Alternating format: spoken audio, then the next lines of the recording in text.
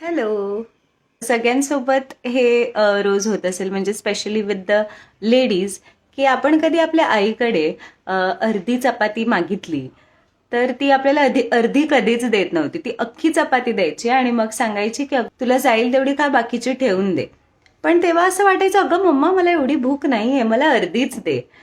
पण आज जेव्हा मी बायको झाली आहे आणि नवऱ्याने अर्धी चपाती मागितल्यावर मी अर्धी चपाती कधीच देत नाही. मी सुद्धा त्याला अख्खी चपाती देते आणि मग माझं सेम वाक्य असतं जे मम्मा मला बोलायची, की अरे पाहिजे तेवढी खा, बाकीची राहून दे. तर ह्याच्या मागचं जे कन्सर्न, जी काळजी होती, थोडीशी अर्धी खा रे, ती काळजी आज मम्मा माझ्यासाठी का करत होती ते मला सगळं कळतंय. तर मला हेच सांगायचंय की आया ज्या मुलींना बोलत असतात ना, की लग्न झाल्यावर कळेल किंवा तू आई झाल्यावर तुला समजेल, तू पण अशीच वागशील.